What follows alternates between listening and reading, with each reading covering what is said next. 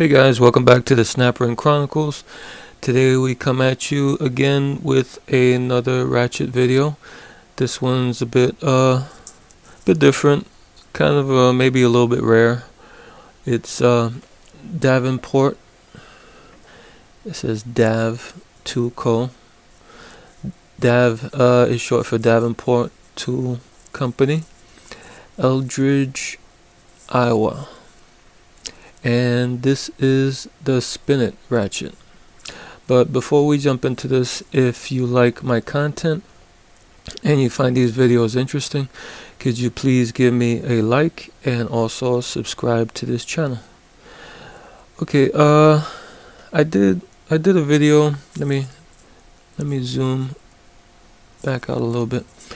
I did a video maybe last month, not too long ago, about another Davenport ratchet. You guys might remember. It's this Davenport Sidewinder, and there's a lot of chrome here, so you probably can't make it out.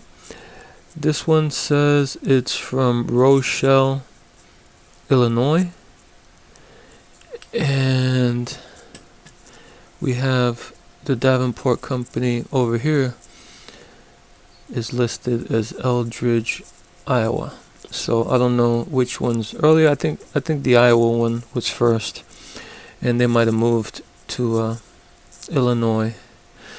Not too sure about that, but the heads are basically the same on these. This one, you remember, it has a spinning handle. Pretty interesting design, kind of rare, kind of a novelty. Made in USA. Let's put this aside for a second. Let me zoom back in. Okay. This one, it seems a bit rougher than the other one. First, the other one, you saw how it had this this high polish chrome on it. This one, I'm not sure what happened. The chrome doesn't look as polished. I don't know if there is chrome on this. I'm thinking it is, but not the greatest chrome job. And you see a lot of machining marks on this one. You see all these marks here, all these machines. Somebody was, I guess, hitting this at one point. And it's a swivel head, but this one's pretty stiff. The other one pretty, let me show you. The other one kind of spins freely. You see there's a lot of big gap there in between. I don't know if it came like that from the factory or if through time and use this fork opened up, but this one is pretty tight. This fork, it keeps its shape pretty well. Okay, let's open this up and see what we have inside. I took off the coil ring already. It's just your regular coil ring that you find on like 90% of round head ratchets. So just to save a few seconds there, and you just push this out. Okay, here we look inside the head, and as I was saying, you see this chrome or whatever it is. It's kind of shiny here, and then it gets very dull. And inside, you see where the pawl was riding.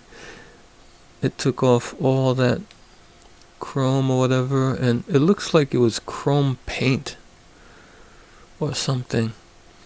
It doesn't look like it was properly applied. Kind of a weird chrome job. But there's only one cutout here on the switch side. You can see some more of the chrome is kind of just coming off like paint. And this mechanism is 41 teeth. And you can see a little close up there of the teeth. The teeth don't look too bad. I mean, they're kind of flat, but they're all flat. It's not like there's a few that are flat and the rest have points. It's like that's how it came from the factory. Okay, let's take a look at the mechanism. This I'm not too impressed with. Just the usual SK design, single swinging pawl with a detent and a spring below that pushing it up. The pawl looks like it's in good shape, doesn't look like it got much use. It's very sharp, as you can see there. There's good points on it. Very sharp pawl teeth, 3 teeth per side. Okay, you see here, big gap in between the cutout for the pawl and the pawl. There's like this big gap here, and you can push it up, and there's the gap on the bottom now. Not too happy about that. Okay, let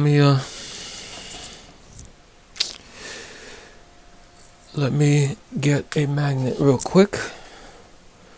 I'll try to be quick. And let's take out this this switch. Okay, what I do is I just push down on the pawl, and with a magnet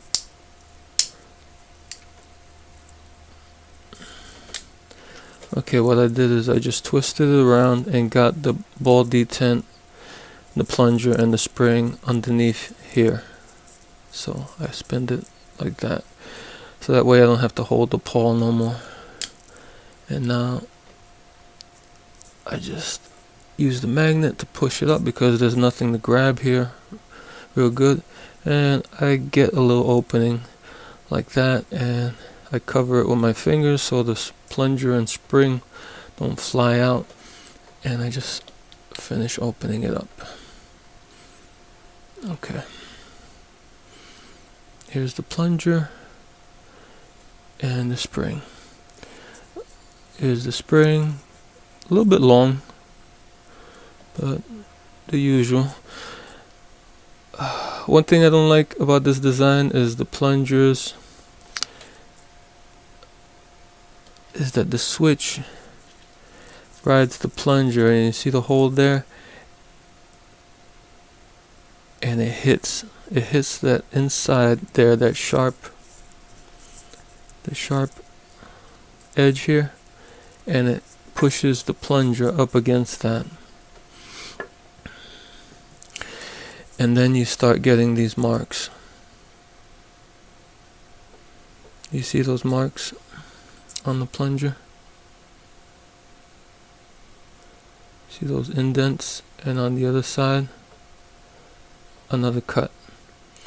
And after a while, these will start sticking there, so it won't let the plunger go up.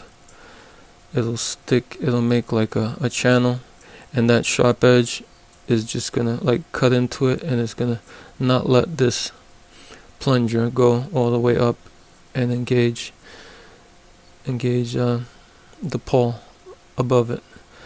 And that's what happens with a lot of those cheap kind of made in Taiwan ratchets that you see, those no-name ratchets that I did videos on.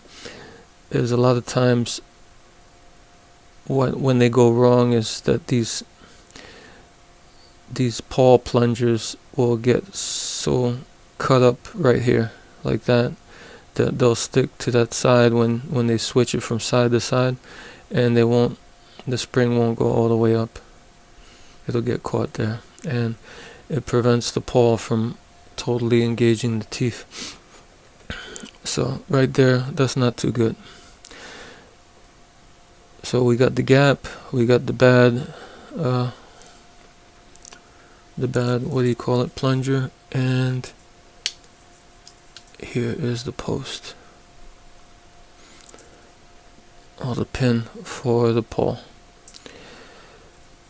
Not a bad size, and it fit okay, but if you look at the end of it, this is how they cut it. They just, I don't know if they just used like a big bolt cutter or what, but this, you see how there's like a slant there? It's like, you can see where it was cut on this side and that side. It looked like it was a big giant pair of bolt cutters just cut this all sloppy like that. This side is flat, but that side's not too great. And it happened also with this. If we look at the switch, it's made of metal. This one seems well polished and like they did a decent chrome on this. But if we look at the end of this, again, another weird cut. It's slanted. And you can see where it was cut kind of, I don't know, in a hurry or badly. So it's also lopsided. Alright, let's take a look at the pawl. Pawl doesn't look too bad. Like I said, it's 3 teeth and they look pretty new. Doesn't look like this seen much work.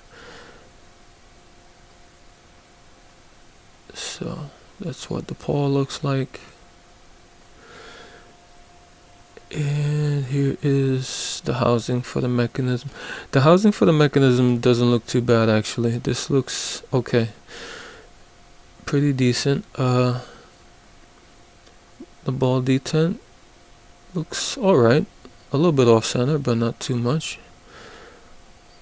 This looks like it was done well.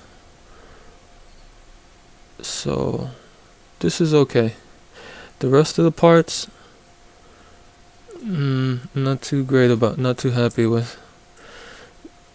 Not too happy with this. This is like the quality of a made in Taiwan ratchet, like the low end made in Taiwan ratchets, the round heads, the ones I got videos for, like the no name ones that they just I don't know, they just kind of not the best quality. Some I like the idea. I like the stubby swivel head, and they did a good job with this because there isn't a lot of play when you're trying to move it. They did a bad job with finishing this with the chrome. I don't know what, it's like really bad, the chrome job on this.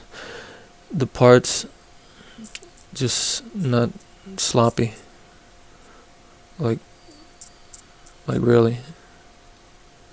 This and that plunger getting those marks like that, not good. This on the other hand seems decent. So kind of a mixed bag here. Okay, to get this all back together, let's grab your pawl.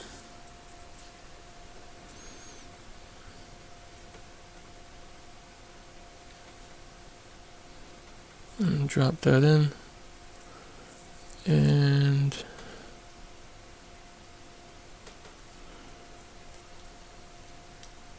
you get the pin in there like that. And now you take your switch, put your spring and your plunger, and you put it there against the wall, and you press it down with your pick, and you push that in. You see if it's switching. It's switching. Now remember, you got that cutout there. That's for the switch side, and you might want to press in the pawl a little bit to get it in. And there we go. And now you take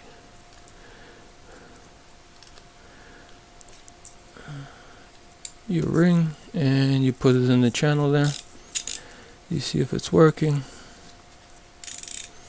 Yep, it's ratcheting. So yeah, kind of a mixed bag here. It's I like ratchets like this because they're kind of rare, and they're, you don't see styles like this too much, and it's made in America. It's kind of a novelty, uh, with the name Spinut. You could tell these were marketed to like non-professionals, but I don't know, the quality. It's kind of iffy on this particular one. I haven't seen a lot of this company. This company, I don't know. It's like one of those companies that I don't think they put out too much. I think they did this, a regular size one like this, like a normal size one, not a stubby, and they did the